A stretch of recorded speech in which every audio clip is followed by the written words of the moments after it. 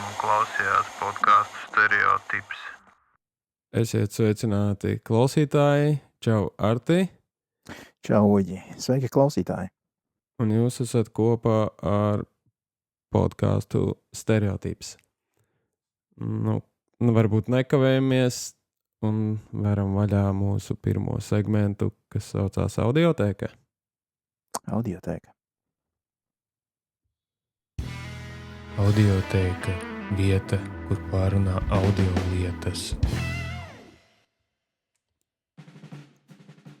Tad šoreiz mums bija tāds neliels plāniņš parunāt par mūzikas videoklipiem. Kā mēs viņus, patērējam mūsdienās un arī varbūt iepriekšējā dzīves posmā.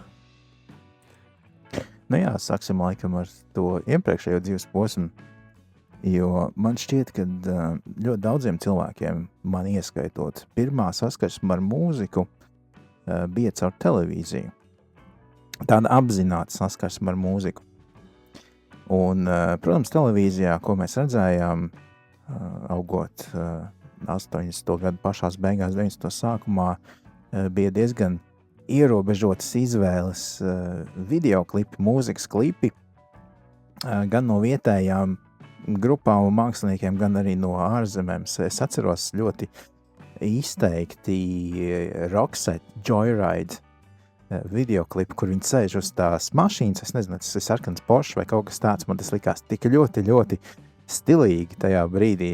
Tas bija tā viskrutākā grupa pasaulē, priekš manis tikai dēļ tā videoklipa.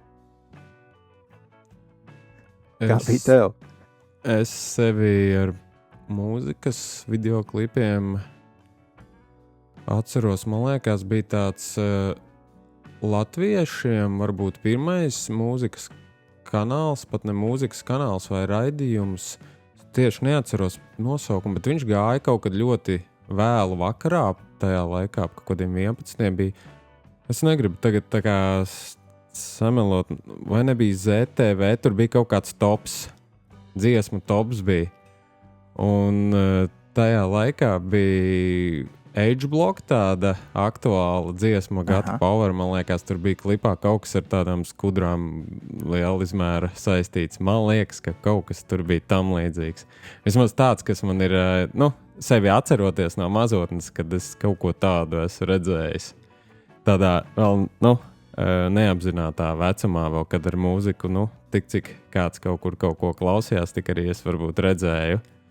Bet tāds jau apzināts vecums jau bija tad, kad jau bija vidusskolas vecums kaut kur apmēram. Tieši, jo es dzīvoju tajā laikā laukos, kur vispār nebija tā saucamās ne kabeļu televīzijas, nekas jau nebija, un mums tajos parastajos kanālos jau nerādīja tā īsti vēl tos ārzemju klipus, un tad es braucu uz Cēsīm pie onkoļu, viņiem bija tas kabeļu televīzija tajos laikos slavenā, un tad jau tur bija MTV2. Tas bija, tur POD bija live klips, un tāda veida mūzika tur bija tāda mazliet smagāka. Jo bija arī, cik es atceros, bija MTV, un MTV2 tas bija tāds jaudīgāks mazliet. Man tas gāja vairāk pie sirds, tad es viņu skatījos, to kanālu patērēju pa televizoru. Jā, protams, MTV. Ka televizors bija pieslēgts pie mūzikas centra, lai to visu paspēcinātu. Kārtīgi skaņa. MTV2 man šķiet bija tas alternatīvais, saucamais MTV. Bet vēl jau bija vispār par ārzemju mūzikas klipiem runājot, bija ļoti daudz Vācijas kanālu. Manā Latvijas galā mēs skatījāmies Vivu un Bravo, un vai mums tika barotas tādas dziesmas, kas bija topā Vācijā, un tad attiecīgi mēs redzējām visus vāciešu klipus, un mēs redzējām arī, protams, Eiropas deju mūziku un tam līdzīgas lietas. Un tad ik pa laikam sāka ienākt arī šis pats MTV, sāka ienākt arī dažos jauniešu raidījumos Latvijas televīzijā. Man šķiet, ka Troksnis bija savulaik, kur viņi ik pa laikam kaut ko parādīja. Un tad 90. beigās parādījās, protams, Igors Linga ar brāli Gvido, un viņi uztaisīja to LNT raidījumu, ka viņiem bija Latvijas mūzikas video kaut kas. Viņi vēl taisīja koncerts, un tad uzvarētājs bija 10 dziesmas, un uzvarētājs dabūja klipu, ka viņam uztaisa klipu tai dziesmai. Okay. Un tas bija tāds... Viņam nebija tāds raidījums Jam vēl? Jā, tas arī bija, jā. Es atceros to, tas man arī patika, jo viņš jau, pats kā mūzika žanras pārstāvis arī lika vairāk, man liekas, tas, kas viņam pie sirds gāja. Smagāk, protams, mūzika. Jā. Tieši tā, bet tas, uz ko es eju, ir kas, ka mēs patērējām un uzņēmām mūziku ļoti lielā proporcijā īstenībā caur acīm, caur televīziju, kaut kādā formātā, vizuāli. Un tagad mēs varam salīdzināt ar to, kā mēs uztveram mūziku šobrīd, jo mēs jau iepriekšējās epizodēs esam runājuši par to, kā mēs klausamies mūziku, un man šķiet, ka tas atslēgvārds šajā teikumā ir klausīties, jo ikdienā mēs iebāžam austiņas austīs, uzliekam Spotify vai uzliekam savu playlisti no telefona, no viedtālruņa, vai uzliekam kādu fizisku ierakstu uz savu mūzikas centru, vai tā būtu plata vai disks, un klausamies, bet vai mēs vispār mūsdienās skatāmies video? Es vēl gribētu piebilst to, ka tajos laikos, iepriekšējos, kad mēs skatījāmies tos klipus, tā jau bija arī viena no lielākajām mūzikas, gan jaunu grupu atklāšana priekš mums, gan arī jaunu dziesmu, to saucamo tagad mūsdienās singli, vai ne? Jo tad jau Latvijā vēl īsti, tās radiostacijas arī, nebija tā formējušās, kad ļāva spēlēt visu pēc kārtas, tas viss nāca lēnām, un man liekas, pat televīzijā tu ātrāk uzzināji, ka kādai grupai ir jauna dziesma, nekā viņa sāk skanēt pa radio, ir sevišķi alternatīvai mūzikai, kuru es vairāk klausījos tajā laikā. Un par Vivu runājot, un es arī atceros, ka es tajā laikā pirku tās Viva diskus, bija izlases, viņiem diskos nāca, un arī bija tie Viva hits laikam, un tad tādus pirku. Un, vēl ko es gribēju pieminēt, ir tāda grupa Boom Funk MCs. Viņiem 99. gadā iznāca Freestyler dziesma, kurš gan to man liekas, ka nezinu. Jā, vai ne? Un tāds interesants fakts, kad 2019. gadā viņi šo klipu pārfilmēja, tā kā tu teici, modernā jau izskatā, kā ir mainījusies mūzikas klausīšanās ieradumi. Jo oriģinālajā klipā 99. gadā bija puisis ar drediem, kas tajā laikā bija stilīgi, jo bija, man liekas, tāds periods, tāds bums lielāks. Un viņam bija tās lielās austiņas Sony pelēks tāds, un, protams, ka minidisku players, kas tajā laikā bija kaut kas wow. Un 2019. gada klipā ir puisi, kurš tēloja to galveno lomu, teiksim tā, aizvieto meitene, ir grupas oriģinālais sastāvs, un arī tas sižets notiek tāpatās metro, bet minidisku player vietā jau ir viedtālrunis, kas parāda jau internetu ienākšanu un kā mēs klausamies mūziku, ja praktiski jau var teikt tagad patērējam lielāko daļu, kad esam kaut kur ceļā. Vajadzēs paskatīties, es nezināju par to, ka viņi ir uzstādījuši jaunu versiju. Ir, kā saka, remakes. Un 20 gadu jubilejas svinības šai dziesmai. Forši palaist, man liekas, blakus vienu otru divos ekrānos un skatīties, kā tas izskatās. Jā, es mēģināju tā darīt. Līdzīgi vienu pēc otru paskatījos. Jā, varat apskatīties. Man īstenībā arī tas pašam bija pārsteigums neliels, ka šāds klips ir iznācis. Man YouTube algoritms viņu piedāvāja noskatīties. Un par YouTube runājot un arī vēl klipiem turpinot, protams, tie klipi tagad ir visi YouTube'ā, liela daļa. Arī jaunie, gan tā laika, gan jaunie klipi ir YouTube'ā. Bet tas, ko es daru, es vairāk skatos dažādu dziesmu cover versijas. YouTube'ā tieši nevis gan oriģinālo klipu var skatīties, protams, gan arī tieši coverus var vairāk tā kā cilvēki piedāvāt mūsdienās jau tehnoloģijas, tu pat telefonu var nofilmēt diezgan sakarīgi, ja tu zini, ko tu dari. Un tas ir diezgan interesanti pastīties, kad citiem mūsdienu censoņiem pat sanāk labāk nekā oriģinālajiem ir izdevies. Tā ir arī ne tas, ka pat labāk, bet ir variācijas vairāk dziesmai, ko tu vari pastīties, kā dziesmu var izpildīt. Ir citi aranžējumi pavisam pat savādāki ir uztaisīti gan tā. Jā, bet zini, kā vēl, kā lai to pasaka, dziesmām ir cover versijas, jā, bet es tagad tā domāju, vai kādreiz bija tāds brīdis, kad dziesmu videoklipiem taisīja cover versijas. Piemēram, bija fanu taisītas versijas dziesmām.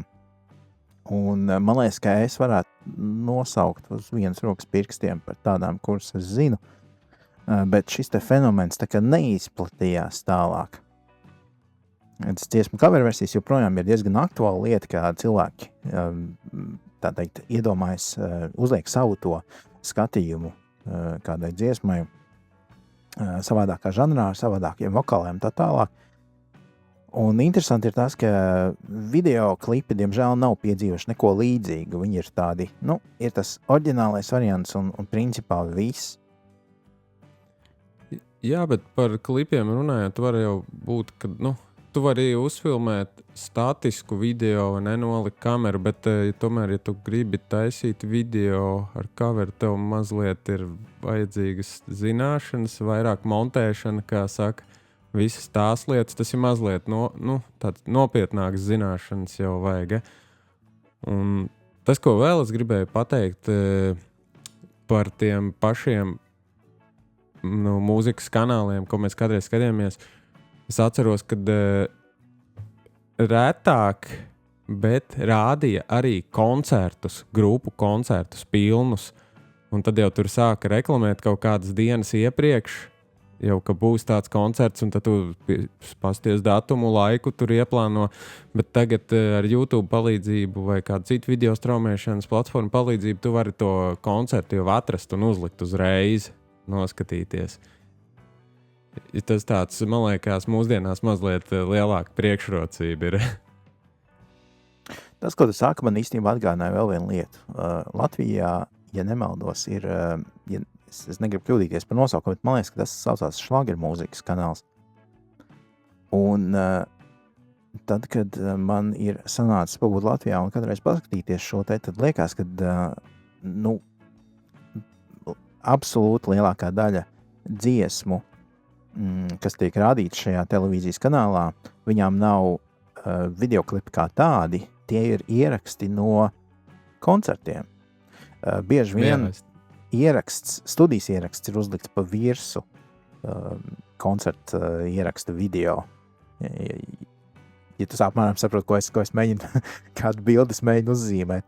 Jā, es saprotu, par ko tu runā, jo tādām šlāgeru grupām, videoklipi jau tas sižets arī, es nezinu, kā viņš varētu izskatīties, kāds būtu stāsts. Tad ir bijis koncerts kādā estrādē vai zaļuma ballē, un tad tas labākas kvalitātes audio ir studijā ierakstītais uzlikts vienkārši salāgots kopā ar video. Tā liekas, ka tas ir tāds lētākais variants, kā uztaisīt kaut ko vizuālu savai dziesmai. Klipu katram. Katram vismaz vienu profesionālu klipu lūdzu. Jā. Bet tad ir jautājums, kurš mūsdienās skatās viņas? Jā, es tieši gribēju teikt, es izgāju cauri savam video televīzijas, kā saka, straumēšanas piedāvāt, tas, kurš man nodrošina pakalpojumu. Es paskatījos, un reāli, ir tikai viens mūzikas kanāls, kas ir Meco. palicis sarakstos visos. Es izgāju tiem kanāliem, kas man ir pieejami, un ir palicis tikai šis kanāls. Un viss pārējie, jā, viņu nav. Jā, jo es neesmu pamanījis, kas notiek ar Bravo vai Vivu Vācijā, bet cik man zināms, MTV Eiropa ir aiztaisījusies ciet. Nav vairs kā kanāls vispār. Jā, jo mums jau bija arī MTV Latvija kādreiz pat. Pat tāds bija, kur Zelta mūsu vietējie jaunieši vadīja raidījumus un tā, bet tas viss jau ir beidzies. Jo, cik es saprotu, MTV vispār pat oficiāli ir beidzies jau kā tāds kanāls visur. Vai Jā, es laikam, kļūdos? tā laikam ir, jā. Un Jo laikam tur arī ir atbilde, ka laikam nepietiekami daudz cilvēku skatās mūzikas videoklipus, lai viņi varētu uzturēt MTV pastāvīgu audienci. Nu jā, jo kādreiz, kad mēs skatījāmies klipus, mēs jau viņu ieslēdz televizoru, viņš pieslēgts pie kāda mūzikas centra vai citas audio iekārtas lielāks. Tu ieslēdz, viņš tā kā fonā tev skan un tu uzmet acis. Tagad jau to pašu funkciju pilda Spotify. Tu ieslēdz savu datoru vai kādu bezvadu skaļruni vai straumēšanas aparātu un klausies. Varbūt Tad, savā man liekas, ziņā arī YouTube bija faktors tajā ziņā, jo YouTube ir īpaši tad, kad vēl nebija YouTube Premium, kad nebija tik daudz reklāmas. Tu varēji uztaisīt sev playlisti no visiem videoklipiem, kas tev patīk, un viņš pa laikam, protams, iemetīs savu algoritmu, jo to nejaušo klipu pa vidu. Bet tu varēji uzlikt šo te playlistu, un viņš iet cauri viņai, un tev nevajadzēja paļauties uz mūzikas kanāla gaumi, lai dabūtu tās dziesmas. Un tad beigās cilvēki, man liekas, aizgāja uz to, ka viņi palaida YouTube playlisti, un tad tie mūzikas video gāja cauri. Man liekas, tas varētu būt arī tas kad YouTube to nogalināja, tos mūzikas kanāls arī ar to, kad ir ballīte, un tad visi ir iesiluši, un tad sākās. Es tev parādīšu to līdz šito klipu, un es tev parādīšu tādu, un tagad es nākamais, jo mūzikas kanāliem tev bija jāskatās tas, kas tur tika raidīts, un ja tev paveicās, tad tavu dziesmu kaut kad parādīja to, kuru tu gribi dzirdēt ballītes laikā. Nu jā, tas man liekas līdzīgā veidā, kā Spotify ir atņēmis radiostacijām ļoti liela daļa auditorijas, jo tieši tā pati situācija. Ja? Tu arī uztaisīt savu playlisti, tu arī izvēlēties savas dziesmas, viņš saglabā viņas zem tava profila, un ja tu gribi kādreiz kādam parādīt visforšāko dziesmu pasaulē, tev nav jāpaļaujās uz kādu citu cilvēku, uz kādu radiostaciju. Ja? Tu uzreiz ieslēdz savu tālruni, ieslēdz aplikāciju, nospied podziņu un skan. Vēl man patīk Spotify funkcija, kad ja tu un tavs draugs vai draugi, jūs esat vienā Wi-Fi tīklā lokālajā, jūs varat taisīt džemu, kad tu uzliec savu dziesmu, un tad nākamais rindā uzliek jau savējo, un tad viņas iet visus pēc kārtas, un tad jūs varat tādējādi klausīties. Piemēram, ja tu strādā darbā vai kur kādā lielākā kompānijā, tad jūs varat tā kā dažādoti klausīties. Jā. Tā kā tā. Tad es domāju, impromptu vietējā radiostacija. Jā. Domāju, ka mēs varam arī ar šo audiotēku vērciet un doties mūsu diska apskatā. Dodamies.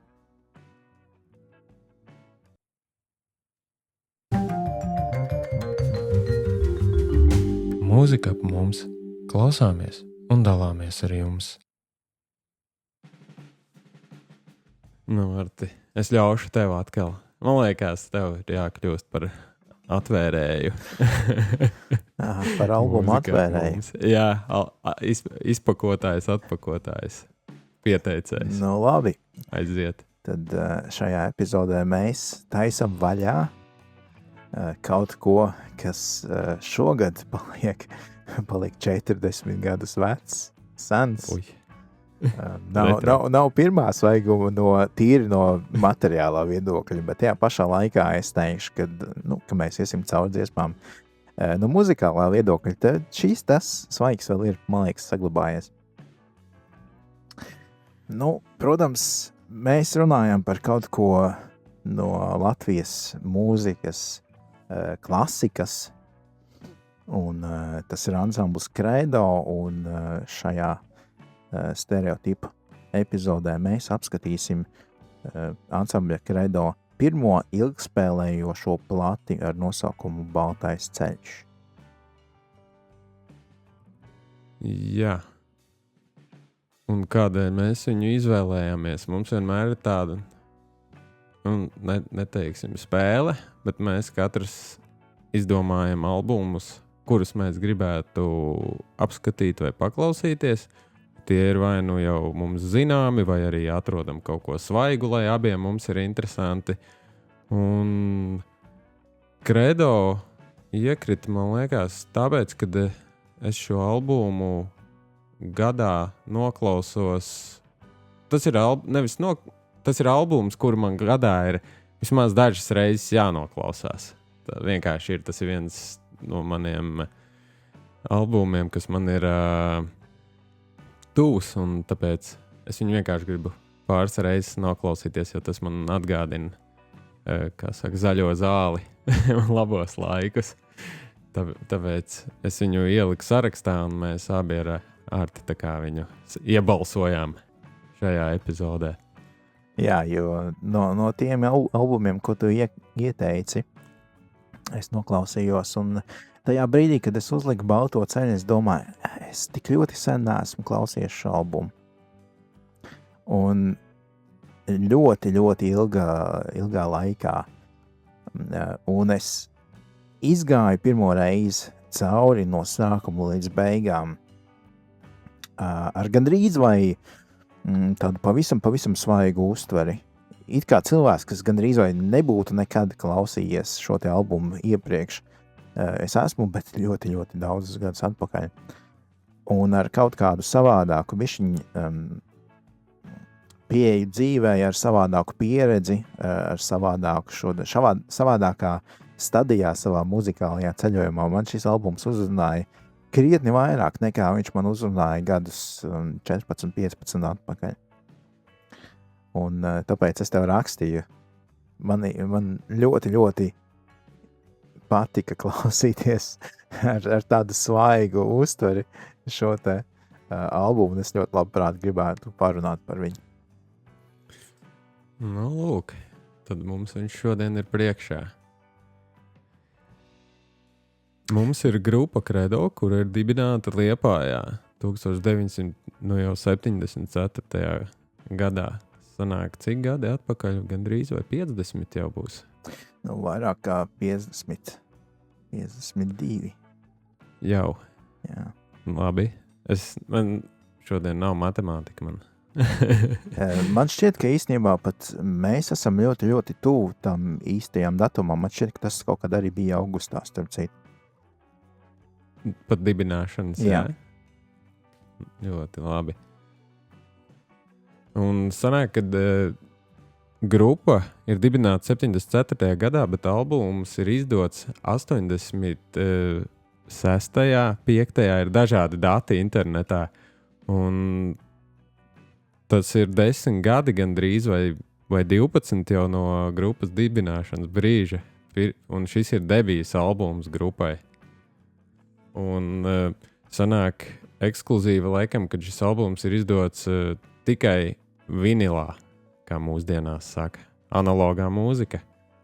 Jo cik es meklēju informāciju, es neatradu, kad albums būtu kompaktdiskā vai audio kasetē. Man liekas, ka nav citos formātos, tikai šajā te vinila platē.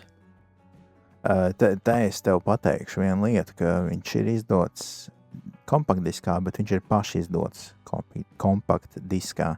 Respektīvi, viņš nav pieejams nekad bijis ne internetā, ne veikalos, izņemot vienu konkrētu vietu Liepājā, kur joprojām šo disku var nopirkt.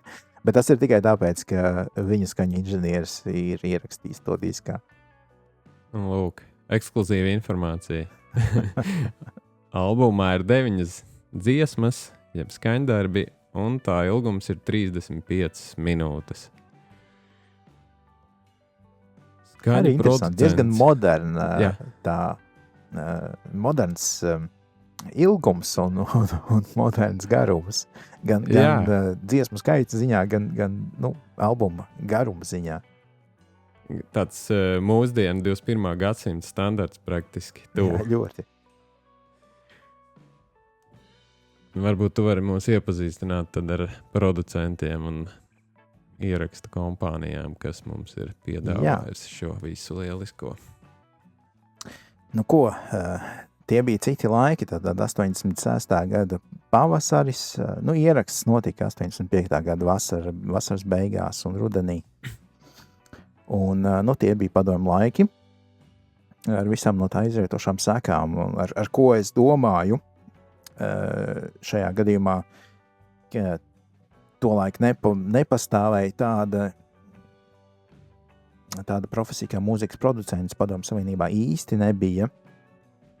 Ja mēs varētu tagad runāt par tādu pirmo izteikto mūzikas producentu, tas droši vien būs Aleksandrs Grīva no Melodijas fabrikas, un attiecīgi viņa tuvākie sekotāji un mācekļi, kas šajā gadījumā ir Ivars Vīgners, ļoti labs komponists un dziesmu rakstītājs īstenībā pats par sevi, bet viņa mūža darbs ir skaņu ierakstu studijā.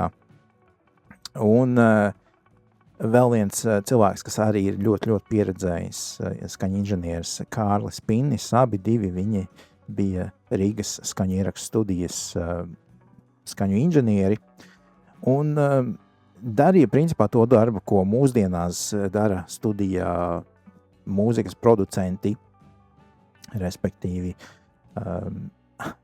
piestrādā ne tikai pie ieraksta paša, bet arī iesaka kādas instrumentu partijas klāt likt, ņemt nost, varbūt pamainīt mazdrusciņu dziesmas skanējumu, kaut ko vairāk, kaut ko mazāk un tā tālāk.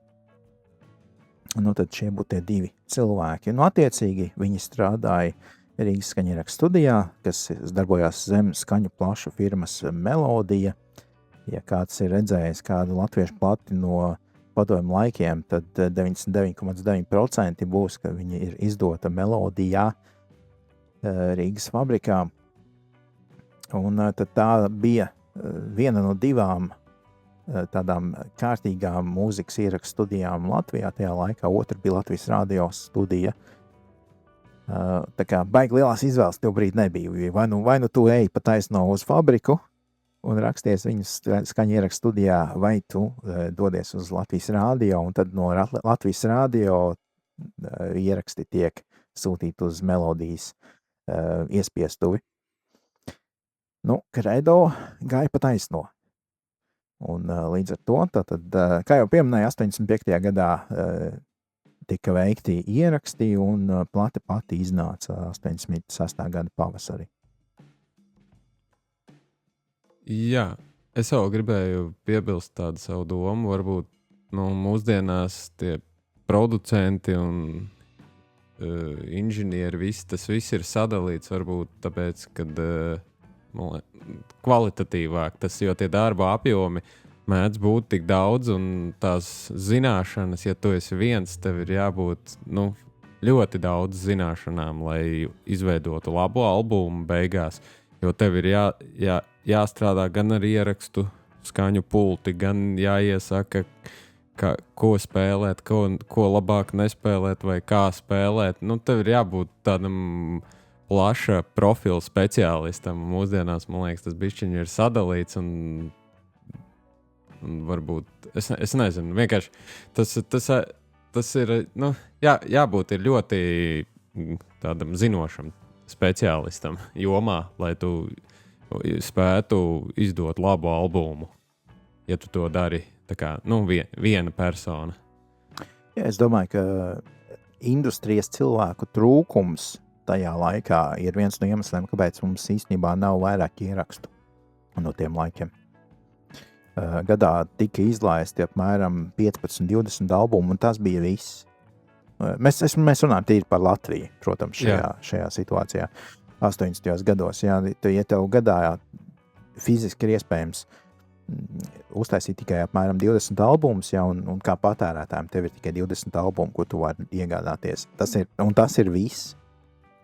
Tad mēs varam iedomāties, tur nav baigi lielās tās dažādības gan žanriski, gan arī kvalitātes ziņā. Jā. Mēnesī vidēji 2 albumi iznāk uz visu Latviju tajos gados. Jā, apmēram. Jā.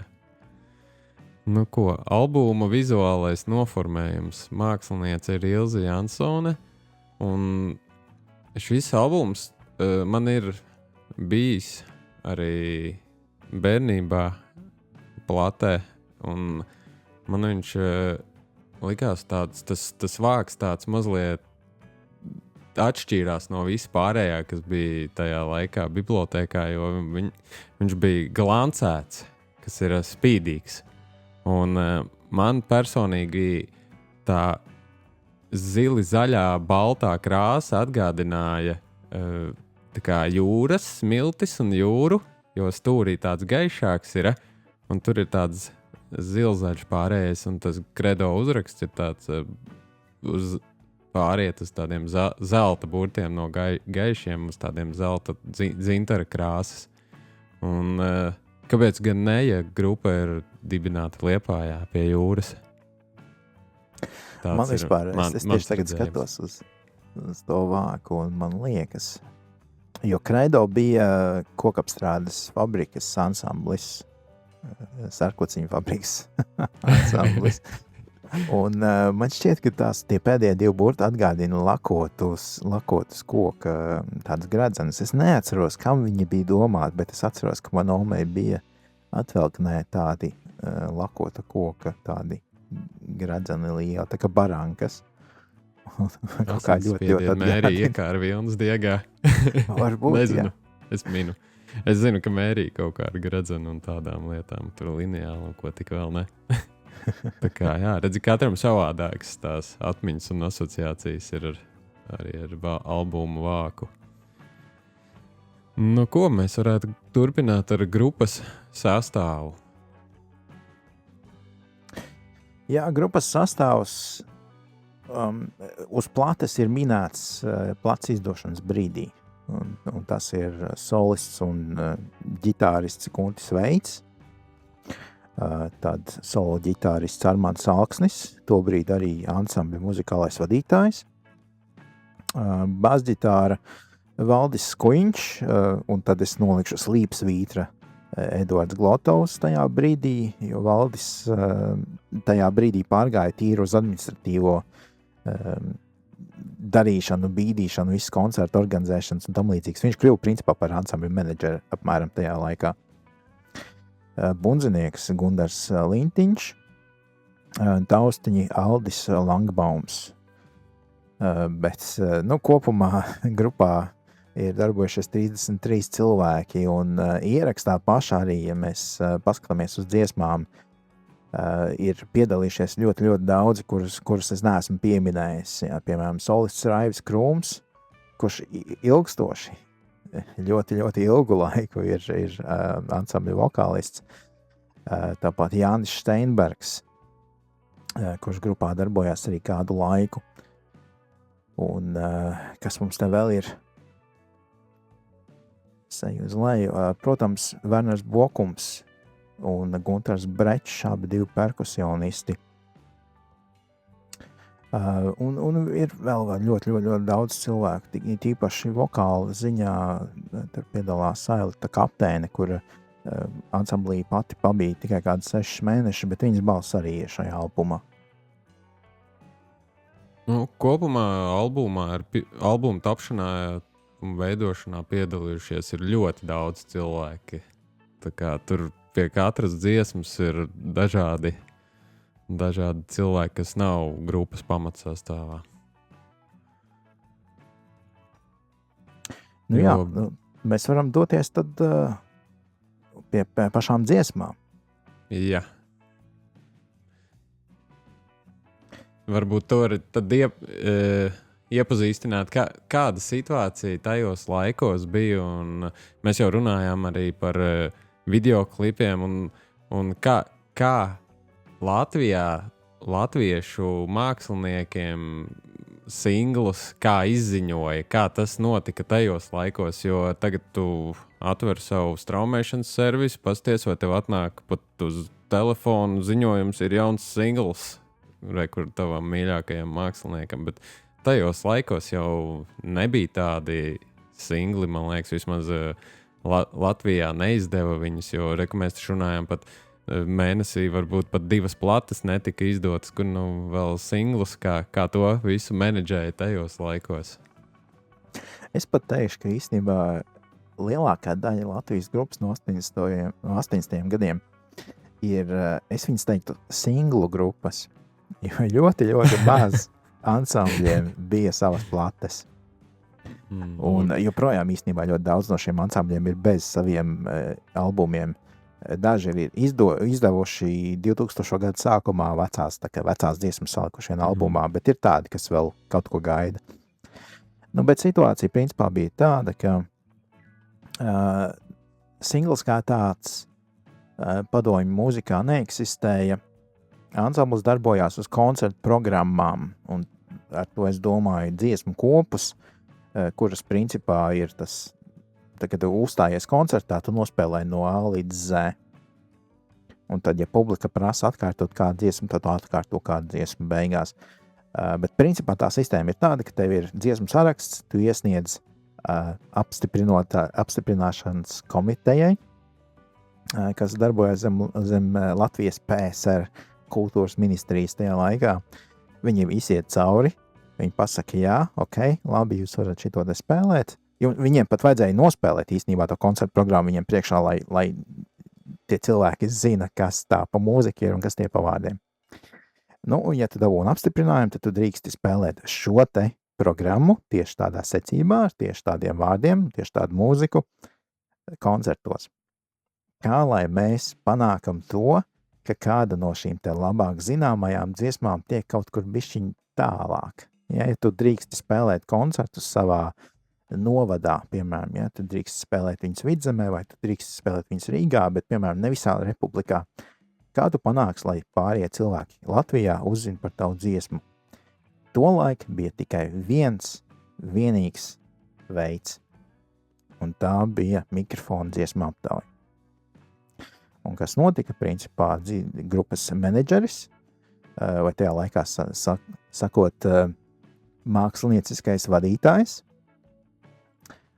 šajā gadījumā tas būtu Valdis Skuiņš, aizsūta dziesmas ierakstu Latvijas radio raidījumam Mikrofons, un Latvijas radio tad tiek atskaņot šī te dziesma, un cilvēki, kas klausās, un tajā laikā, tā kā tas bija principā vienīgais tāds mūzikas raidījums, kurā tu varēji izteikt savus viedokli un veidot savā ziņā topu, cilvēki viņu klausījās gan arī kā reliģiozi.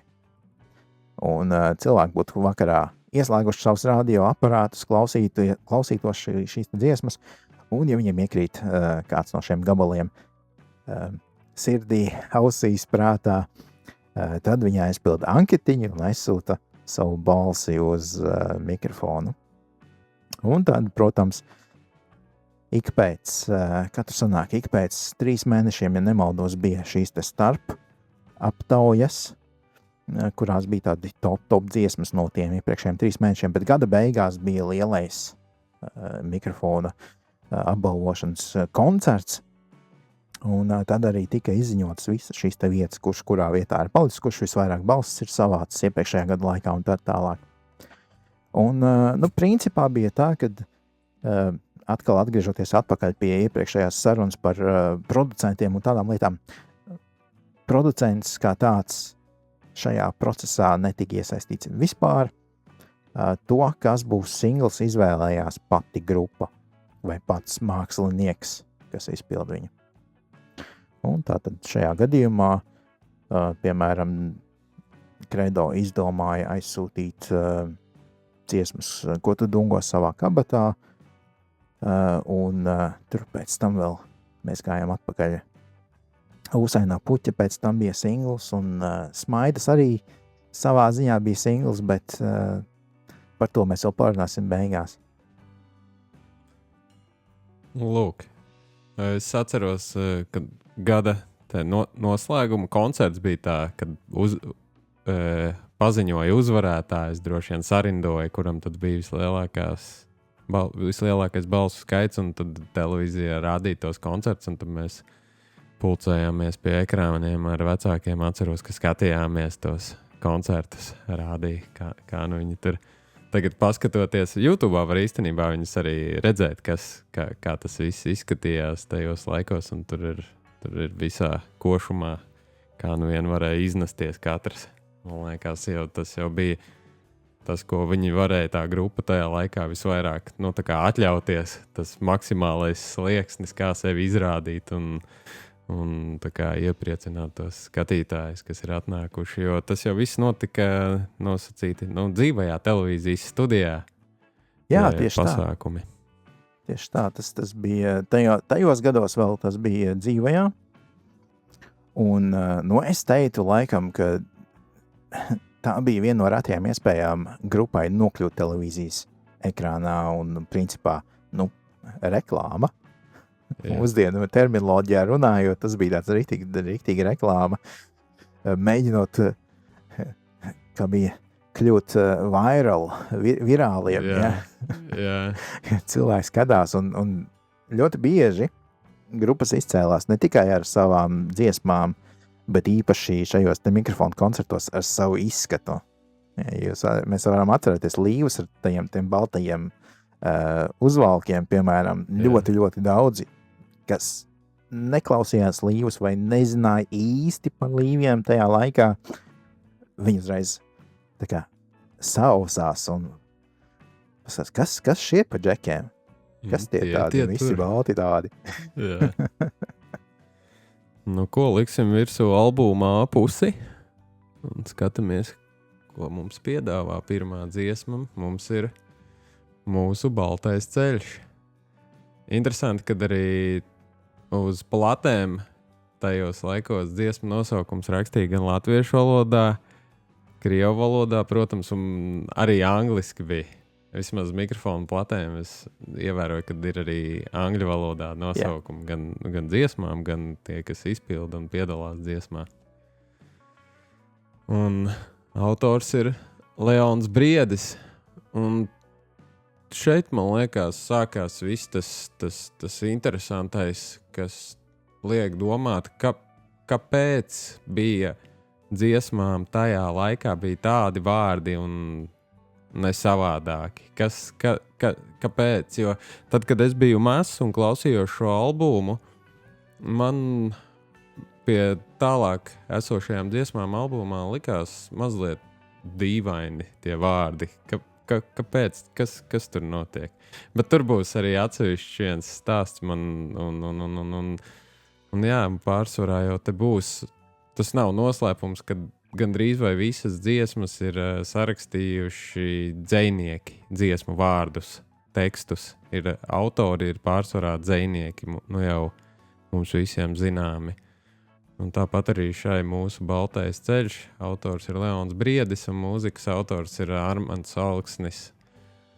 Lūk, un backvokālos, kā latviski būtu backvokāls pareizi teikt? Pavadošais vokāls varbūt. Laikam jau ir arī grupa Eolika pat ir šeit iestājusies.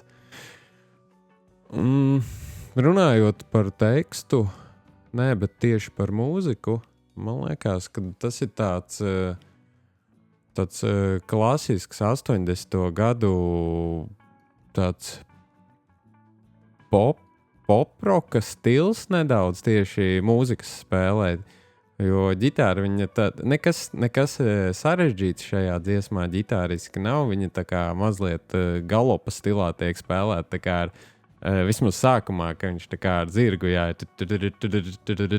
tas ir tas galopa stils, man liekas, ģitārē. Nekas tāds sarežģīts, bet tekstā es vismaz saklausu tā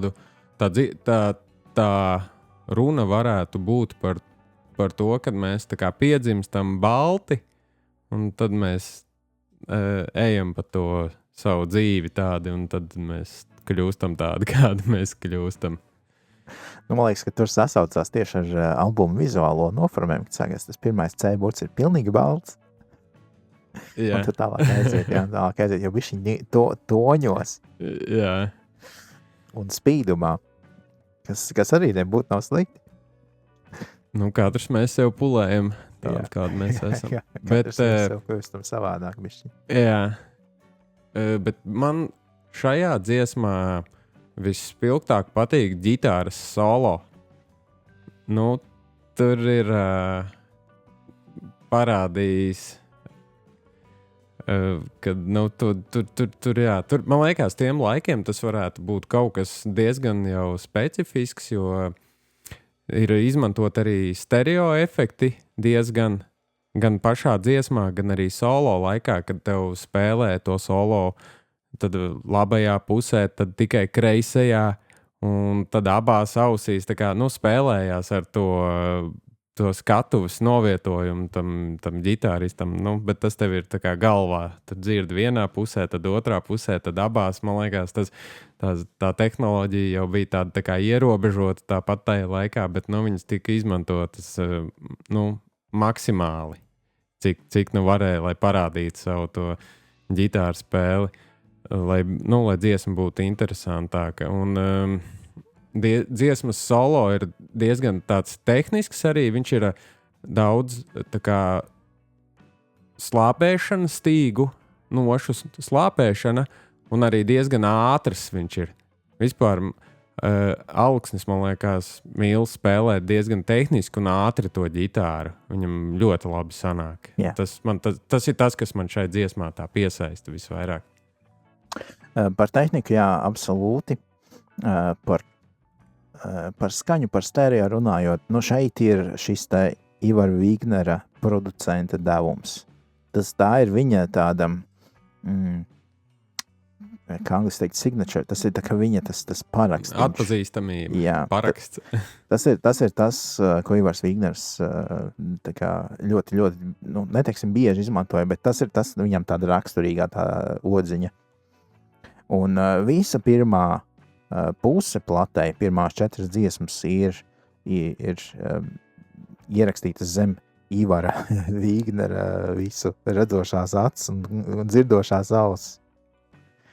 To var just pirmajās 4 dziesmās.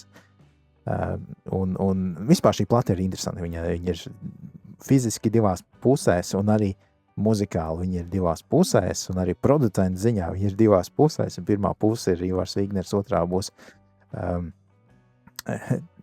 jāatcerās pareizi vārds Kārlis Pinnis. Un to bišķiņu varēs just arī tajā dziesmu skanējumā, ka viena puse bišķiņa ir savādāk skan un otra atkal bišķiņa savādāk. Bet tad plate arī ir sakārtota tā, ka, nu, viņai tie skanējumi A pusē ir savādāks, jo A pusē arī ir tikai 4 dziesmas, kas liekas diezgan interesanti, jo plate jau fiziski ir diezgan liela. Tur var ierakstīt, nezinu, pat 6-5 dziesmas. Un parasti jau vismaz klīst tāda teorija, kad ārmalā pirmās dziesmas liek tās nu, vismaz producentu un mākslinieks uztverēt tās jaudīgākās, man liekas, jo tur ir vislielākā vieta, kur tev sarakstīt to mūzikālo materiālu. Jo tur tajā malā it kā viņš skan vislabāk. Nu, es tev varu uzdot jautājumu tagad. Jā, droši. Vai tu domā, ka šajā albumā šai te formulā ir sekots? Es domāju, ka konkrēti par to ārmalu, es domāju, ka nē. Es pieļauju, ka nē, jo šīs teorijas jau izvirzīja visticamāk, kad pēc tam, kad īstā plašu ierakstīšana jau, man liekas, nu, ka tā kā standarta, ka kādreiz to ierakstīt, tad tas jau sen viss bija beidzies. Man liekas, šīs teorijas varētu būt tādas pēc tam jau, nu, kā saka, audiofīlu aprindās. Visticamāk, es pieļauju tādu domu. Kad viņas izvirzīja. Jo, gan jau, ka tajos laikos, protams, to zināja, bet vai zināja tu un es un tie, kas pie televīzijas ekrāniem skatījās un mājās klausījās uz tiem pašiem radiotehnikas aparātiem, kas bija pieejami, es domāju, bija pilnībā vienalga, vai tā dziesma ir pirmā vai pēdējā platē. Jā, iemesls, kāpēc es tev prasu, ir ļoti bieži, kad albumi tiek salikti vai ierakstīti. Grupa vēl nezina, kas ir tie singli, ja tagad jārāv uz pēdiņās, bišķiņ, jo, protams, tajā laikā singli kā tādi Latvijā neeksistēja. Bet šajā gadījumā mēs zinām, ka grupa jau zināja, kuri bija singli, jo ko tu dungos savā kabatā ir 2 gadus atpakaļ. Jā, un pārējās 2 dziesmas bija iesniegts 1 gadu atpakaļ mikrofona aptaujā. Viņi jau zināja, kuras ir tās 3 zināmākās dziesmas publikai. Un neviena no viņām īsti nav. Labi, es varu pateikt, ielas pūdzēji varbūt būs tā viena, bet, teiksim, tās pārējās 2 nav tajā pozīcijā platē, kur mēs gaidītu. Jā, tajā labajā. Labajā pozīcijā. Tā kā viņi jau zināja, kur ir tie singli, bet viņi nav likuši viņus tajā vietā. Tādā ziņā. Tas vienkārši likās interesanti. Jā. Tātad mūsu baltais ceļš, no manas puses, es vilktu kaut kādas līdzības ar sīkpolu mūziku tajā laikā. Ļoti teatrāli elementi, it īpaši beigās, kad Eolikas kvarteta koris nāk klāt, tad liekas tāds mūzikls, tāda mūzikla dziesma tā varētu būt, un līdzīgi arī ar nākamo dziesmu, kur mēs vēl bišķiņi aprunāsim. No savas puses, man likās, laikam, man atsauc arī kaut kādā atmiņā glam roku no 70. gadu vidus. Kaut kas tāds tajā skaņā. Man ir grūti spriest, no kā tieši Armāns Auksons iedvesmojās, rakstot gan šo dziesmu, gan savu soliņu spēlējot. Bet, jā, man kaut kā baigi atsauc bišķiņi tās glam roka grupas no 70. gadiem. Jā, 70. Tad mēs varam ķerties pie nākamā skaņdarba, kuram nosaukums ir Livonija. Un vārda autors ir Rimants Ziedonis. Jā, Imanta Ziedoņa dēls. Un mūzikas autors ir Guntis Veits. Vokāls Igors Siliņš piedalās arī šajā dziesmā. Jā, Igors Siliņš piedalās pirmajās 2. Īstenībā arī pirmajā viņam arī ir kaut kur aizmugurē, kaut kur viņu var dzirdēt, un arī šajā viņu var dzirdēt. Lai gan 2. dziesmā galvenais vokāls ir pašam dziesmas autoram, tātad Guntim Veitam.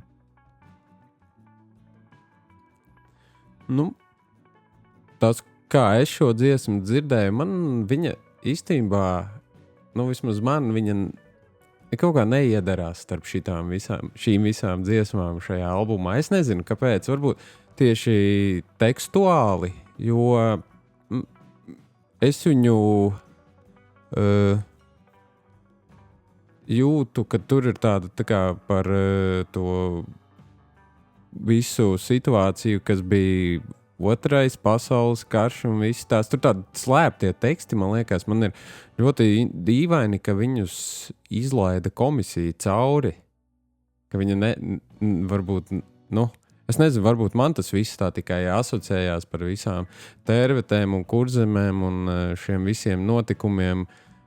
Es nezinu, es vismaz viņu tā nolasīju, vai tiešām komisijā viņi neviens to nespēja nolasīt un izlaida cauri. Tas man likās tā dīvaini, jo šo visu domu es saprotu tikai tagad, jo tad, kad es viņu klausījos bērnībā, man viņi vispār pavisam, savādāk mēs to visu uztvērām, mēs nedomājām par tādām lietām. Mēs dzirdējām tikai to, ko runā un dzied, un nekādus zemtekstus nespēja īsti tā nolasīt. Jo man tieši tekstuāli liekas, ka viņa mazliet neiedarās, viņa tāda smagnēja liekas. Ja tu sāc analizēt to tekstu, bet muzikāli, protams, kad Armands Alksnis demonstrē savu lielisko ģitāru spēli, bet, dziesmā nav nekas tāds uzrunājošs, lai es viņu tā speciāli klausītos un liktu tekstuāli tieši. Viņa nav, pārējās dziesmas liekas tādas tā kā mazliet jautrāki, šī tāda skumja, kaut gan viņu izpilda tas vokāls tāds sparīgs un tur livonija un tur tās ģitāras iet viss, bet tieši tas konceptuāli man viņi mazliet neiet kopā šajā albumā. Jā, man ir teorija par šo te kompozīciju. Izskatās, spriežot pēc tām dziesmām, kas ir pirmajā plats pusē, ka šī ir viena koncerta programma, kur ir bišķiņ senāka nekā tā, kas ir otrā plats pusē. Un es domāju, ka šī varētu būt kāda 82. gada koncerta programma dziesmas no. Un kāpēc 82. gads? Redz, Kredo sākās no līviem. Valdis Skuiņš bija pirmais līvu basģitārists, un tad, kad viņš pamet līvus, tad viņš kā par spīti, jo viņam teica, Juris Pavītols viņam bija teicis, ka viņš nekas nebūs, viņš nevar noorganizēt, un viņš nevar spēlēt, un viņš nevar neko sataisīt. Tad par spīti viņš uztaisīja Kredo. Bet viņi ir, Kredo un līvi savā starpā ir iedarbojušies visus šos te sākuma 10 gadus. Un man ir tāda aizdoma, ka viņi ir iedvesmojušies viens no otra diezgan daudzos gadījumos. Un Jurim Pavītolam bija dziesmu cikli par Zemgali 80. gadu pašā sākumā. Un dziesmu cikli viņi bija tāpēc, kad toreiz bija noteikums, kad koncerta programmā vienam autoram nedrīkst būt vairāk par 3 dziesmām. Un tad, kā viņi izdomāja, ir, kad viņi uztaisīs tematiski 3 dziesmas, saliks viņu kopā kā vienu atskaņojumu. Un tad sanāk beigās, ka viens cilvēks var uzrakstīt 9 dziesmas, kas salikts pa 3 kopā. Un tā kā tematiski baigi labi sanāca izmantot šo te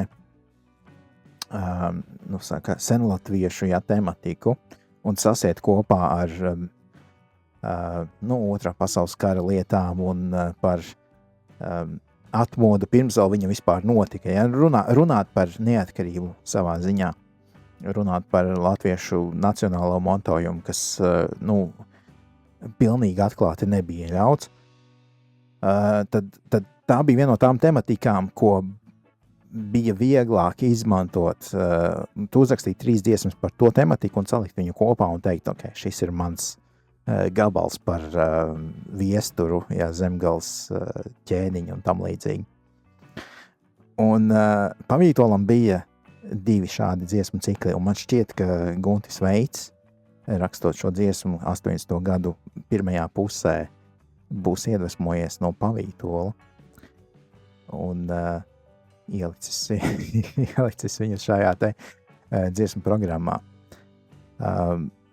Iespējams, tas ir viens no iemesliem, kāpēc viņa atrodas šajā platē starp šīm 4 dziesmām no dziesmu programmas, jo man nav īsti datu par to, kādas citas dziesmas tajā koncerta programmā bija. Varbūt, ka šīs 4 bija tās spēcīgākās. Jā, tā tas varētu būt, jo par šādiem albumiem ir diezgan grūti to precīzo informāciju, kā jau mēs runājam. Nevar tā atrast, kāpēc bija un tieši kāpēc tādi vārdi un ne savādāki. Un tas ir, kā saka, jau laiks ir diezgan pagājis un arī tā informācija, tad jau nebija tas internets, kur uzreiz varēja kaut ko ierakstīt un pierakstīt. Tas ir tā informācija, varbūt kāds zina vienkārši galvā, varbūt kādam bija kādā kladē vai vēstulē kaut kur ierakstīt, kādam aizsūtīt, un tikai pēc daudziem gadiem to visu atklāja, un kas un kā ir bijis. Nav tagad tā, ka viss jau ir internetā sagatavots, lūdzu, ņemiet. Tur ir, jā, tāds vairāk no mutes mutē, un kamēr viens otram stāsta, tikmēr jau trešais stāsts ir pārveidojis tālāk. Jā, ļoti iespējams. Jā. Tāpēc es vēlreiz atkārtošu, tā ir tikai mana teorija. Jā, lūk. Nu, varbūt tad tu vari sākt par trešo dziesmu. Dziesma A3, pirmajā A pusē A3. A pusē trešā dziesma, viena no šīs plates singliem, ja mēs mēģinām izmantot mūsdienu terminoloģiju, viena no manas bērnības mīļākajām dziesmām. Un es neatceros, kāpēc, bet man šī dziesma ļoti uzrunāja, kad es biju maziņš. Un tā ir Ko tu dungo savā kabatā. Un es nezinu, vai kāds no taviem vecākiem to darīja, bet mana mamma kādreiz taisīja dziesmu klades, kur rakstīja dziesmu vārdus un līmēja fotogrāfijas izgrieztas no vīzēm tā tālāk. Un šī dziesma bija vienā no šīm dziesmu kladēm. Un man kaut kā trāpījās, kad es to kladi lasīju un dzirdēju to dziesmu, un bija tāds, wow, šī ir tā dziesma. Varbūt tas ir tādēļ, kad arī tajā laikā gan tu, gan es, mēs bijām puikas vēl, un tad liekas, kad dzied par tevi, ko tu puika dungo. Man arī šī dziesma ļoti patīk, viņa ir tāda, ir trāpīts ar taustiņiem tieši pa dzejnieka Rimanta Ziedoņa rindām, tāda ļoti lipīga un viegla, viņa tāda, viegls rociņš, tāds foršs tieši ir viss tur sagājis, jo, viņi ir gan mūzika jautra, gan tie vārdi nav pārāk nopietni, bet runājot par vārdiem konkrēti, šī dziesma ir komponēta speciāli, Rimants ir viņu būdams studijās vēl kā students, Guntis viņam ir palūdzis palīdzību dziesmas tapšanā, un Rimants uzrakstīja šo dzejoli speciāli šai dziesmai. Tā kā šis tāds ir apzināts kopdarbs grupai ar dzejnieku. Tas nav paņemts vienkārši dzejolīts no kāda krājuma vai izlases dzejoļu. Tur kā lieliski sanācis. Jā. Zin kā, ja jau tu kopdarbojies, droši vien tad tur var to visu kaut ko pieslīpēt. Tad tev arī sanāk tāds labāks gabals kopā. Jā, viena no tām dziesmām, kas jebkurā kreido labāko dziesmu izlasē būs iekļauta. Tas, jā. Varbūt tad mēs turpinam arī ar nākamo skaņdarbu. 4. dziesma, kas noslēdz A pusi platei, ir Ilūzija. Šis ir instrumentāls gabals, un tu jau redzēji varbūt, kad es ieliku dziesmu sarakstu, man ir zaļais ķeksīts klāt, ka šī dziesma man ļoti, ļoti tā patīk, un es viņu vairāk sāku klausīties tad, kad es pirmo reizi paņēmu ģitāru rokā, kad arī pats kaut ko pastriņšķināju, un es meklēju instrumentālus gabalus, kur ir dažādas ģitāru tehnikas iekšā, un es meklēju latviešu dziesmas tieši. Un šī ir viena no tām, bet viņš ir ļoti, šī dziesma ir sarežģīta tehniski, un Armandam Alkstim, man liekas, viņš ir Mediņa mūzikas skolu pabeidzis, tur tu nevari. Tas nebūs gabals, kuru vienkārši piesēdīsies un sāks tur spēlēt ģitāru. Tas nav cilvēkiem bez priekšzināšanām. Jā. Bet man ļoti, ļoti patīk, jo ir izmantotas atkal dažādas ģitāru spēles tehnikas un, protams, ļoti melodiska un gaumīgs skanējums. Tu vari uzlikt to dziesmu un, kā es saku, aizlidot līdzi. Viņi ir vienkārši jāklausās. Tur nav nekā agresīva, tādā ziņā, ka muzikāli nekas tur tāds smags nav, bet viņi ir, uzliec un baudi vienkārši to dziesmu un atlaidies savā krēslā vai jebkur citur. Jā, manuprāt, visa tā plates pirmā puse ir diezgan labi salikta kopā tādā ziņā, noskaņas ziņā. Es zinu, ka mēs runājam par Livoniju, kas mazliet viņa lēc ārā no tā visa pārējā. Bet, ja mēs skatāmies platas sākums un šī te 4. dziesma, kas ir no tās pašas koncerta programmas, viņa ir tā ka tu aizies koncertu un tu negaidi kaut kādu baigo dažādību, bet tu aizēji uz pieredzi, kāda tajā brīdī ir grupa Credo, tas ir tas, ko tu dabū. Bet jāsaka īstenībā no manas puses, ka ļoti interesanti, ka viņi ir ielikuši instrumentālu gabalu platē, kur viņi varēja tehniski likt vēl vienu dziesmu, vēl vienu kaut kādu potenciālu singlu, potenciālu dziesmu, ko iesniegt mikrofonam. Jo nav nemaz tik daudz instrumentālu gabalu Credo kā grupai. Viņu galīgi nav daudz, viņi ir atkal teikšu uz vienas rokas pirkstiem saskaitām. Jā, bet varbūt Armands gribēja, lai cilvēki dzird, kā viņš māk spēlēt ģitāru, un taču šīs kompozīcija jau bija sarakstīta kādu laiku atpakaļ, un, kā saka, bija iespēja ielikt platē, un to arī izdarīja. Bet es domāju, ka viņi ļoti labi noslēdz A pusi platē. Jā, es pēc visiem šiem, kā saka, trakulīgajiem rock'n'roll veidīgiem gabaliem, tad šis tāds mierīgs noslēgums ir. Nu, Arti, es tev aicinu griezt plati otrādi. Jā, metam plati otrādi. Un mēs nonākam pie citas koncerta programmas. Un, kā jau iepriekš minēju, šo plates pusi ir ierakstījis arī cits skaņu inženieris, Kārlis Pinnis. Un līdz ar to tas rokraksts foniņā ir arī bišķiņ savādāks. Pirmā B pusi ievadošā dziesma ir Ielu spuldzei. Vārda autors Aleksandrs Čaks un mūzikas autors Armands Alksnis. Man ir jārunā par to, ko es pieminēju, man šķiet Carnival Youth epizodē, ka man ļoti patīk, ka viena dziesma pāriet otrā. Un lai arī šajā gadījumā tas gluži nav tāpat, viņas nepāriet nemanot no Ielas spuldzei uz nākamo, kas ir vakara dziesma. Es nevienā brīdī nejūtu pauzi starp viņām abām. Manām ausīm abas dziesmas ir vienota kompozīcija. Un tas man ļoti, ļoti patika. Kopā tev ir 8 minūtes, kuras tu vienkārši sēdi un izbaudi. Man ļoti patīk abas dziesmas. Es varbūt mazliet eju tagad bišķiņ pret mūsu to secību. Es runāju gandrīz vai par abām Ielu spuldzei un arī otro dziesmu, kas ir vakara dziesma. Jo es viņus uztveru kā vienu kompozīciju. Un jāsaka laikam, ka šajā platē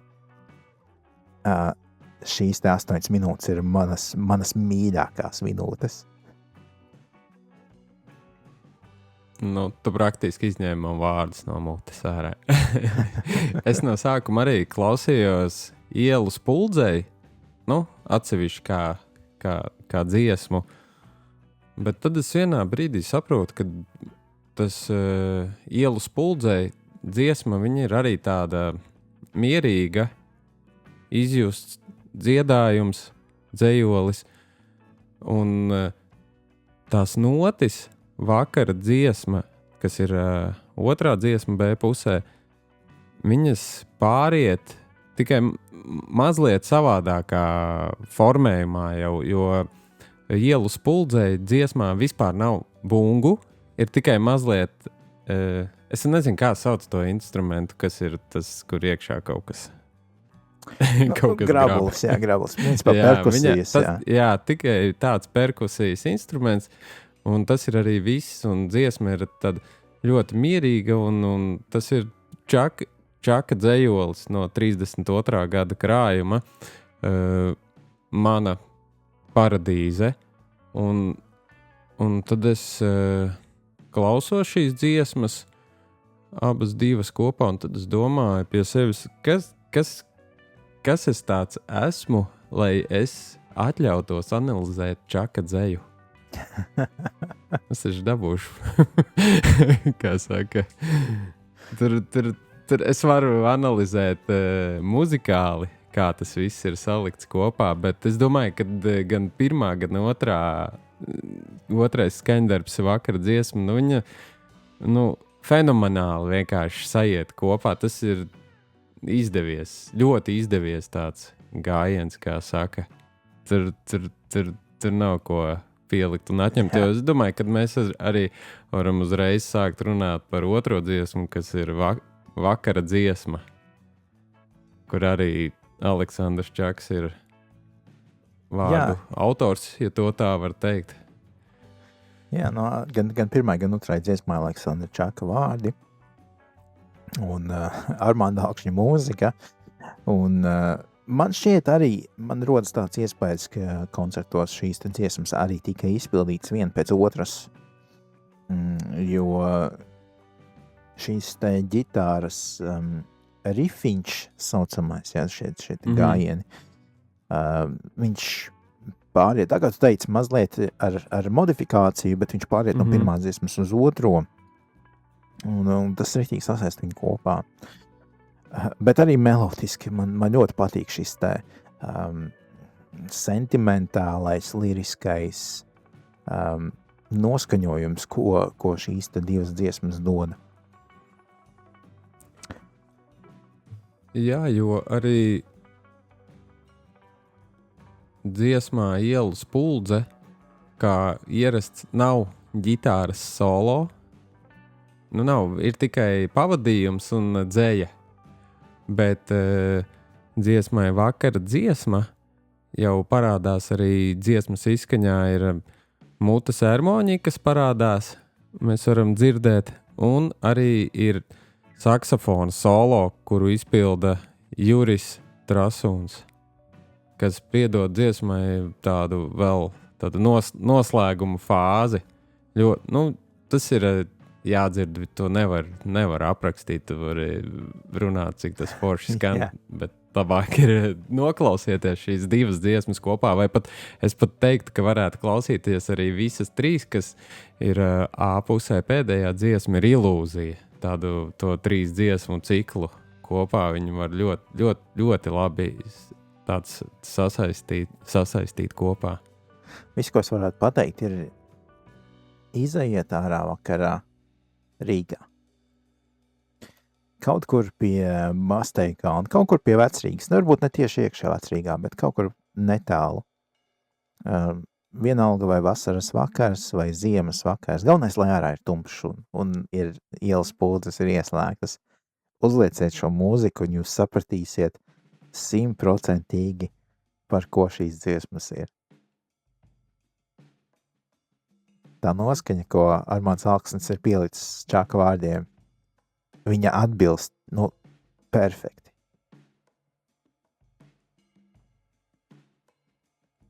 Šeit nav ko piebilst vairāk. Mēs varam virzīties, es domāju, arī pie B3 dziesmas. Kādreiz bija pusi un dziesmas numuru, tāpēc es saku B3, kas ir albumā 7. dziesma. Ūsainā puķe. Kāds ir Arta komentārs? Man ir mazliet, es skatījos YouTube'ā koncertu, Kredo tieši bija. Pirms pāris gadiem uzņemts, nebija, tagad tāds, kā teiksim, pasvaigs diezgan. Un viņš arī Guntis pastāstīja mazliet starp dziesmām, kas un kā ir bijis. Un bija komisija, kur tu jau pieminēji, kad bija jāiet atrādīt tā dziesma, kas pa tekstiem, jo tajos laikos jau varēja spēlēt to mūziku, muzikāli, kādu tu gribēji, kādu tu mācēji, varēja izpausties, bet tekstos tur bija jābūt ļoti uzmanīgam. Tu nevarēji dziedāt tur par brīvību un tādām lietām, politiski korektām dziesmām bija jābūt. Un viņš aiziet uz to komisiju un viņu aiznes šo dziesmu. Viņš saka, viņš bija pirmo reizi Guntis uz to komisiju aizgājis. Un tur sēž viņam 7 vīrieši tādi drūmām sajām, onkoļi ritīgie tajā laikā jau, un viņa lasa tos tekstus, un Guntis skatās, ka viņi visi krata tās galvas purina, kad, nebūs. Nebūs tur. Un tad viņam prasa, kādēļ prasa, tur dziesmā teksts ir tāds, tālūk mēs, Runci, iestādīsim Dobītē.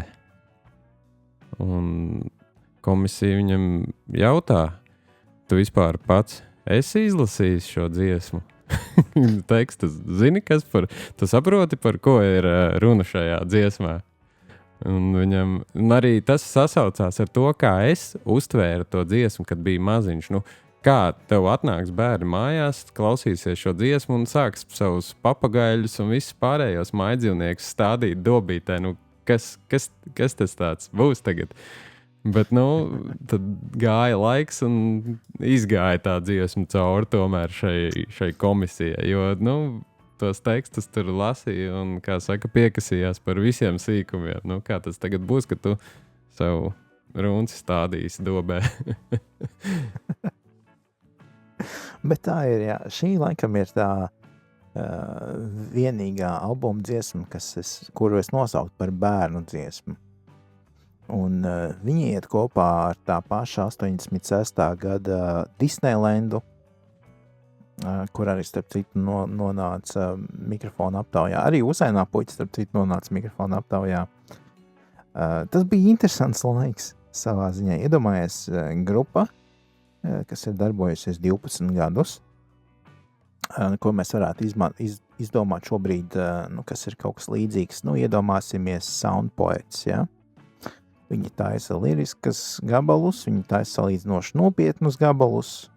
Neteiksim, ka viņi dzied par kaut kādām baigām problēmām tam līdzīgi, bet, tā nav bērnu mūzika. Un tad pēkšņi viņi iesniegtu vienā gadā izteiktu dziesmu bērniem muzikālajā bankā, un nākamajā gadā atkal. Tas tā likās ļoti dīvaini, ka pēkšņi mēs pārējām no salīdzinoši nopietnas mūzikas pie kaut kā ļoti tāda bērnišķīga. Bet atkal atgriežoties atpakaļ vēsturē un atkal pie Līviem 85. gadā iznāk mazā platīte ar Līvu mazā plata ar Ērika Ķiģeļa dziesmām, un tur ir Jānītis Pīpē un Aprīļa pilieni, un kas tik vēl rīktīgas bērnu dziesmas. Laikam tāds bija laiks. Tā ļoti interesanti. Bet šobrīd nesaprotam. Kā saka, mūzika bija sarakstīta, bet tie teksti droši vien, tas viss ierobežoja tas laiks to veidu, kā tu varēji izteikties, un tad nācās droši vien tos tekstus paņemt tādu, kādu vai bija, vai to, kas nāca galvā tajā brīdī, ko tāds viegls, ko varēja dziedāt. Jā, bet, protams, līdz ar to dziesma ļoti populāra. Lielākā daļa mūsu klausītāji to noteikti ir dzirdējuši vismaz vienreiz. Un atkal viena no tām dziesmām, kas Credo, labāko vai populārāko dziesmu izlasē, būs atrodama. Jā, dziesmai vārdu autors ir Leons Briedis. Tā kā, jā, tāda interesanta dziesma katrā ziņā, netipiska šai platas konceptam vispam, kas par ko tur tiek dziedāts, tā diezgan izlec tā dziesma ārā. Es klausījos, kad bija mazs, un arī tā brīnījos, kāpēc jāstāv Runcis tai dobē ir. Lūk, tā. Ko tad mēs varam turpināt ar 8. priekšpēdējo dziesmu platei, kas saucās Koncerts. Un vārdu autors ir pats Guntis Veits. Un perkusijas Guntars Brenčs, Werners Bokums. Šī ir, es pat teiktu gandrīz, ka šī ir tuvu instrumentālam gabalam, jo tās dziesmu vārdi šai dziesmā ir diezgan tāda tāda ierobežotā daudzumā skaita ziņā visu laiku atkārtojās tikai operete. Tāds, es nezinu, man nav īsti tāds komentārs, tāds jāstaras gabals, man liekas, kurā piedalās ļoti daudz mūzikas instrumenti. Jā, gan visai orķestris varētu teikt. Operetes orķestris. Man šķiet, un atkal šī ir tikai teorija, ka šis gabals bija domāts kā noslēdzošais šajā platē. Vai vismaz šis gabals ļoti iespējams ir viens no noslēdzošajiem tajā koncertu programmā. Jo mēs parunāsim par pēdējo dziesmu. Man šķiet, ka pēdējā dziesma nav daļa no šīs te koncertu programmas, viņa ir atsevišķa. Un liekas, ka tas ir tāds gabals, uz ko tu tā ļoti jāstri, ļoti aktīvi. Tu tā kā izliec sevi visu savā ziņā. Tā kā koncerts iet uz beigām, pēdējais gabals, un tagad mēs tagad mēs visi vaļā, visi spēlē no sirds un priecājās un lēnām dodas uz skatuves malu, jā, un liks nost savus instrumentus un dosies mājās, bet pirms viņi to dara, viņi tā kā izliek sevi visu, un man liekas, ka šis gabals ir kaut kas tāds. Kā saka, izšauja pēdējo pulveri. Jā, pirms došanās prom no skatuves. Jā, tur daudz ko, man liekas, arī nav ko piebilst tādu viņa 2 minūtes 18 ļoti ātri, bet īsts tāds pēdējais šāviens. Un tad es domāju, ka mēs varam arī ķerties klāt smaidām ar ti. Jā, plati noslēdzošā dziesma, Raimonda Paula dziesma, un šis tajā laikā, varētu teikt, atsaucas atpakaļ uz 81. 82. gadu, kad sākās sadarbība ar Raimondu Paulu, kad Kredo kļuva principā par tiem jaunajiem Paulu dziesmu izpildītājiem, kad Pauls vairs nebija kopā ar Modo, un viņam nebija vairs ne Nora, ne Viktors, ne Margarita, ne Ojārs un tā tālāk. Un nebija arī Dālderi, Dālderis nomainīja Kredo. Un tad bija veselas 4 koncertu programmas ar Paula dziesmām un Paula vārdiem. Dažs no tām bija instrumentāls, dažs no tām bija šāda tipa pop mūzika. Un 85. gadā, tad, kad tika ierakstīts šis albums, Kredo piedalījās Raimonda Paula 50 gadu jubilejā koncertā kā vienīgā grupa. Bet ar to principā arī beidzās viņa sadarbība. Un varētu teikt, ka šī dziesma ir tāda kā atvadu dziesma šim te periodam, kad Kredo bija ļoti populārs un kad visas tās dziesmas, ko viņi principā izpildīja, cilvēki zināja, visas tās Paula dziesmas, Meitene ar kaulu ziediem un vēl tālāk, ja, kad neko nevar skaidri zināt un tā tālāk.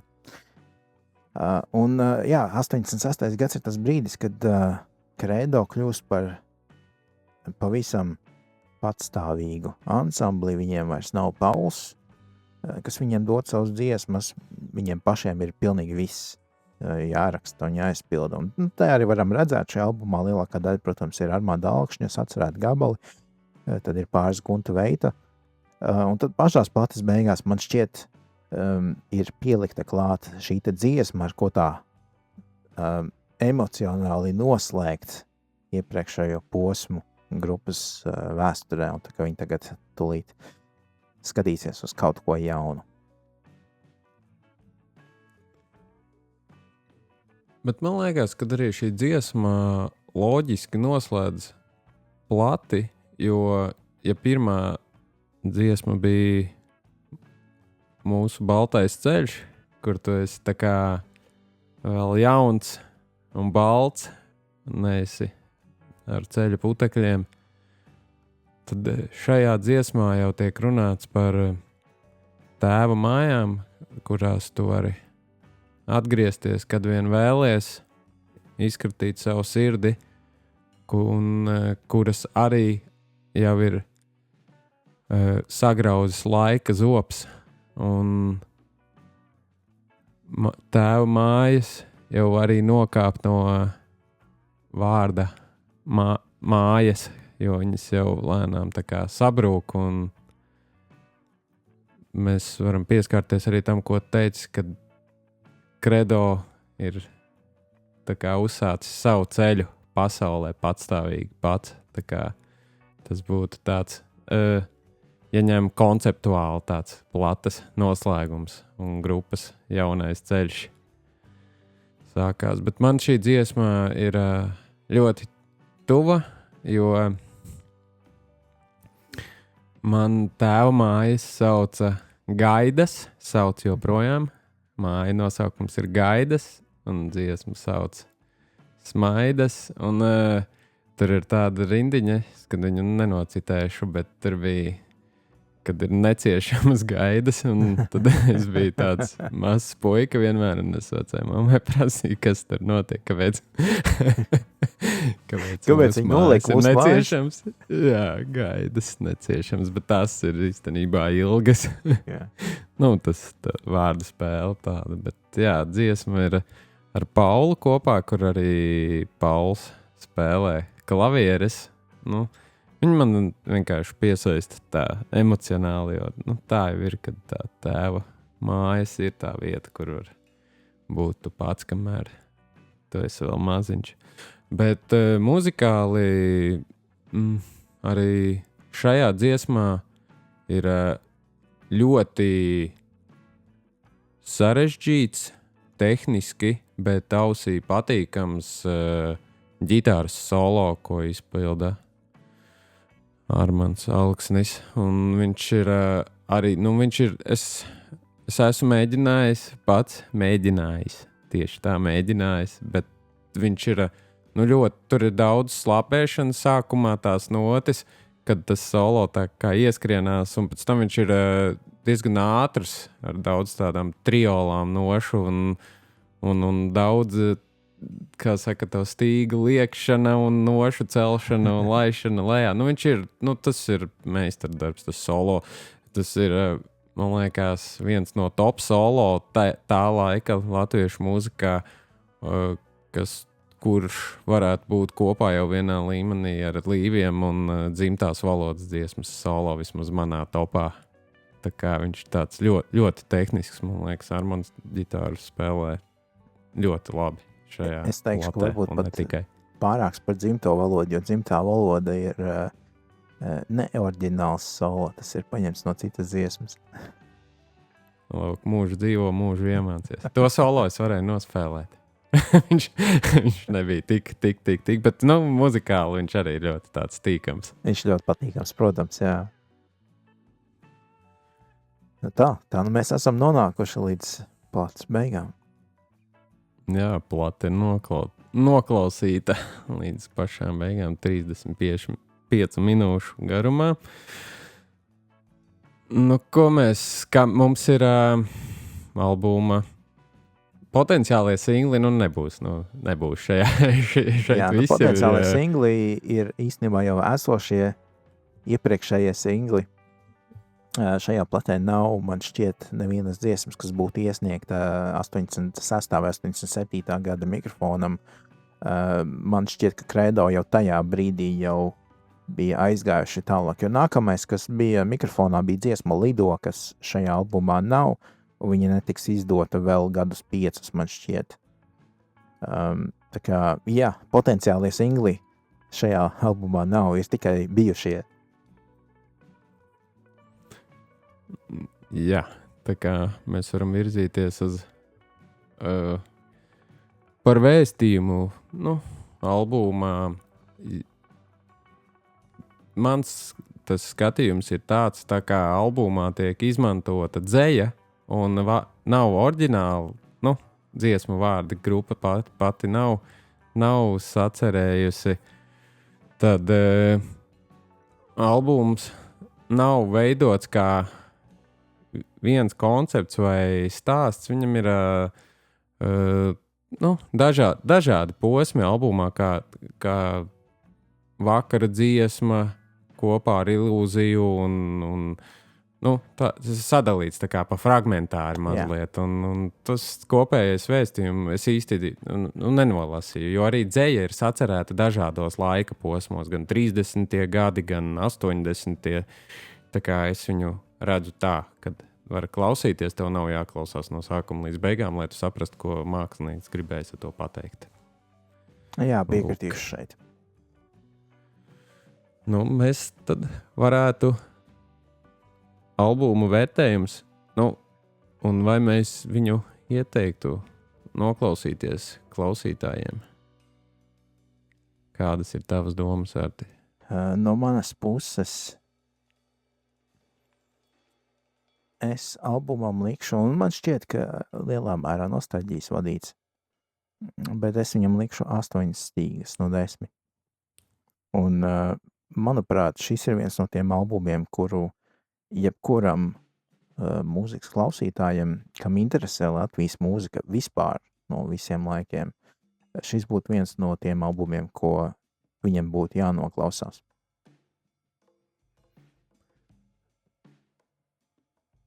Kaut gan albums Baltais ceļš muzikāli ir ļoti skanošs un ir ļoti liela instrumentu dažādība, ir diezgan kā saka, viņš ir labskanīgs ausī, muzikāli. Es viņam došu 7 stīgas, jo dēļ dziesmu tekstiem, kuri nav grupas oriģināli, ar tekstiem viss ir ļoti labi, bet tos ir sacerējuši, kā saka, citi cilvēki. Ja tas būtu kopā, dziesmu teksts būtu oriģināli, es dotu vairāk pat, bet es vērtēju vairāk šo albumu muzikāli, jo es saku, kas es esmu, kas var vērtēt. Es neesmu dzējas kritiķis, un tāpēc es likšu 7 stīgas tīri par muzikālo. Bet kopumā, jā, man ļoti patīk šis albums. Ļoti. Es iesaku noklausīties visiem. Jā, absolūti. Tā kā tu teici, sākumā tu klausies šo dažas reizes gadā, bet tev viņš ir jānoklausās vismaz dažas reizes gadā. Un es teikšu, ka jā, man šķiet, es esmu palaidis bišķiņ garām pēdējā 10 gadē ļoti daudzus albumus nenoklausoties atkārtoti. Es noklausos ļoti, ļoti daudz mūziku kopumā, un ne visu var noklausīties vēlreiz. Ir lietas, kas aizmirstās, ir lietas, kas nāk vietā, ir gaumas, kas mainās. Bet jā, šīs laikam ir viens no tiem klasiskajiem, kā ārzemēs ir pieņems 500 albumi, kas jums ir jānoklausās pirms bucket list, saucamie, vai 100 labākie albumi, kurus jums ir jānoklausās latviešu mūzikā. Es domāju, ka šim ir vieta kaut kur tur. Šī ir, tā kā varētu teikt, obligātā literatūra savā ziņā, kuru es tiešām silti iesaku visiem noklausīties. Jūs iemācīsieties ļoti daudz par tā laika Latvijas mūziku, ne tikai par pašiem kredo, bet vispār par to, kā to laika latviešu populārā mūzika izklausījās un ko viņi mēģināja izdarīt un kādas tās iedvesmas viņiem bija. Jūs varat saklausīt ļoti, ļoti daudz, kas ir līdzīgs kredo ar saviem vienaudžiem 80. gadu vidū. Es tev pilnībā piekritīšu, un ar to mēs arī beidzam šo epizodi. Paldies, ka klausījāties. Atā visiem! Atā, klausītāji!